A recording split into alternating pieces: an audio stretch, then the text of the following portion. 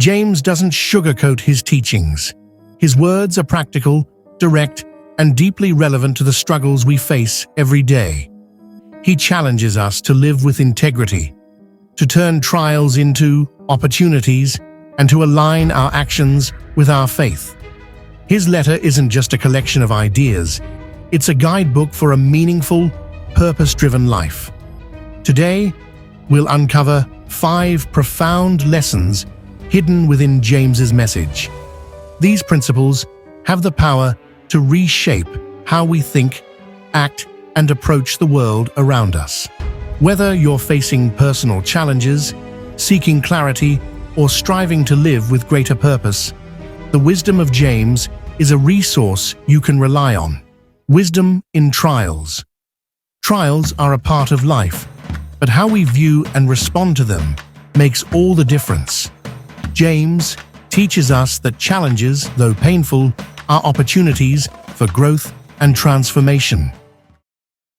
Consider it pure joy, my brothers and sisters, whenever you face trials of many kinds, because you know that the testing of your faith produces perseverance. Let perseverance finish its work, so that you may be mature and complete, not lacking anything. This perspective is revolutionary. James doesn't suggest that trials are enjoyable, but he reframes them as a pathway to spiritual maturity. Instead of running from difficulties, he encourages us to embrace them, trusting that they serve a greater purpose. Trials are not setbacks, they are setups for growth. When we face challenges, it's natural to feel overwhelmed or defeated. Yet, James reminds us that trials refine our faith, much like fire refines gold. Perseverance, developed through adversity, equips us with resilience and wisdom that we can't gain any other way. Practically, embracing wisdom in trials means shifting our mindset. Instead of asking, "Why is this happening to me?" we can ask, "What is this teaching me?" This shift doesn't minimize the pain of hardships, but helps us find meaning in them. It's about trusting that God can use even the most difficult circumstances to shape us into stronger, wiser individuals. James's teaching also invites us to seek God's guidance during trials. In the verses that follow, he urges believers to ask God for wisdom, promising that he gives generously to those who seek him. This underscores the importance of relying on God's strength rather than our own. Think of a personal trial you've faced, perhaps a loss, a failure, or a difficult decision. How did it shape you? Often, the most challenging seasons of life leave us with a deeper understanding of ourselves and a closer connection to God. Trials, though painful, become stepping stones toward growth. The power of words. Words have extraordinary power. They can build bridges or burn them, heal wounds or deepen them. James warns us about the profound impact of our speech and the importance of controlling our tongues. The tongue is a small part of the body, but it makes great boasts. Consider what a great forest is set on fire by a small spark. The tongue also is a fire, a world of evil among the parts of the body. This imagery is striking. James compares our words to a fire, emphasizing how something so small can have such far-reaching consequences. A single word, spoken in anger or carelessness, can destroy trust, relationships, and reputations. James's teaching calls us to recognize the weight of our words and to use them with intention.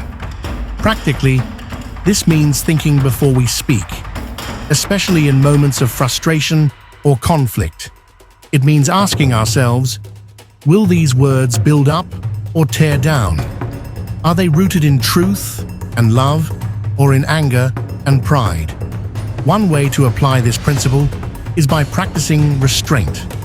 When emotions run high, taking a moment to pause, pray, or reflect can prevent words we might later regret. Another practical step is to focus on encouragement. Just as negative words can harm, positive words have the power to uplift, inspire, and heal. James also points to the inconsistency of human speech, how the same tongue can praise God and curse others. This duality challenges us to align our words with our faith. If we claim to follow Christ, our speech should reflect His character, full of grace, truth, and kindness. Consider how this wisdom applies in everyday situations. In conversations with family, colleagues, or friends, are our words constructive or destructive? Are we quick to listen and slow to speak, as James advises earlier in his letter? These small adjustments in how we communicate can transform our relationships and reflect God's love to those around us. The power of words is undeniable. By learning to control our tongues, we not only honor God, but also create an environment where relationships can thrive. James's message challenges us to see our words not as trivial, but as tools with the potential to shape the world around us. Humility as strength. Humility is often misunderstood as weakness, but James presents it as one of the most profound sources of strength and wisdom. True humility positions us to receive God's grace and guidance, empowering us to navigate life with clarity and purpose. James illustrates this principle with examples like Abraham, whose willingness to sacrifice Isaac demonstrated his faith, and Rahab, who acted on her belief by protecting the Israelite spies. These stories remind us that faith requires movement. It calls us to trust God and act accordingly, even when the outcome is uncertain. Practically, this might involve stepping out of our comfort zones to serve others, or making sacrifices to prioritize what God values. For example, choosing integrity in a challenging workplace situation or showing patience and love in strained relationships are acts of faith that reflect God's character. Faith in action also means being responsive to the needs around us. James earlier warns against empty words, saying it's useless to tell someone in need, "Go in peace, keep warm and well fed," without providing for their physical needs. True faith moves us to compassion and generosity. This principle transforms how we view our daily lives. Every interaction, decision, and challenge becomes an opportunity to live out our faith. By aligning our actions with our beliefs, we not only strengthen our relationship with God, but also become a light to those around us.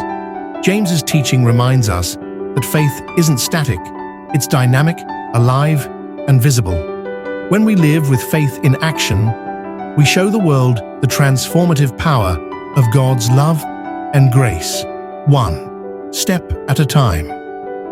Patience and perseverance. In a world that prizes instant results and quick fixes, patience can feel like a lost virtue. But James highlights the value of waiting with trust and perseverance, especially when it comes to God's promises. Be patient then, brothers and sisters, until the Lord's coming. See how the farmer waits for the land to yield its valuable crop, patiently waiting for the autumn and spring rains. You too be patient and stand firm, because the Lord's coming is near. This imagery of a farmer waiting for the rain illustrates the kind of patience James encourages. Just as a farmer trusts the natural process to bring a harvest, we are called to trust God's timing and work faithfully while we wait. Patience doesn't mean passivity. It's an active choice to trust God's plan while continuing to move forward. Perseverance, developed through patience, strengthens our character and deepens our reliance on God. This is especially important when life feels uncertain or when prayers seem unanswered. Practically, living with patience might involve resisting the urge to force solutions or rush outcomes. It could mean enduring a challenging season at work or waiting for reconciliation in a strained relationship. In these moments, perseverance is about staying faithful and hopeful, even when progress feels slow.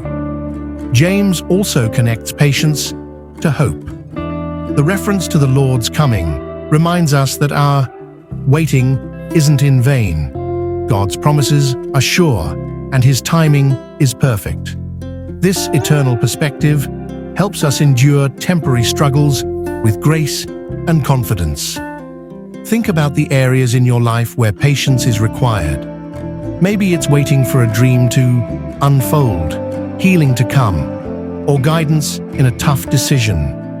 James encourages us to remain steadfast, trusting that God is working behind the scenes to bring about His purpose. Patience and perseverance don't just help us endure, they prepare us for what's ahead. Like the farmer awaiting the harvest, we can trust that our faithfulness will bear fruit in God's perfect timing. In every season of waiting, we have the opportunity to grow stronger, wiser, and more dependent on God. James' wisdom calls us to embrace patience as a gift, not a burden. It's through patience that we find peace, and through perseverance that we experience God's faithfulness in full. The wisdom found in James's letter is as relevant today as it was nearly 2,000 years ago. Through trials, words, humility, faith in action, and patience, James offers a roadmap to living a life of strength, integrity, and purpose. These aren't abstract ideas, they are practical principles we can apply every day to grow closer to God and navigate life's challenges with confidence. Wisdom isn't about knowing all the answers, it's about living in alignment with God's truth. James teaches us that trials refine us, words shape us, humility grounds us, faith empowers us, and patience prepares us. When we embrace these lessons, we're not just learning to live better lives, we're experiencing transformation from the inside out. James's message invites us to take these steps, not alone, but with God's guidance.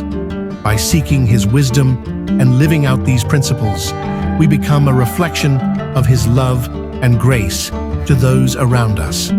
We'll continue exploring timeless lessons from the Bible, uncovering truths that inspire us to live with faith, purpose, and connection. Thank you for joining us on this journey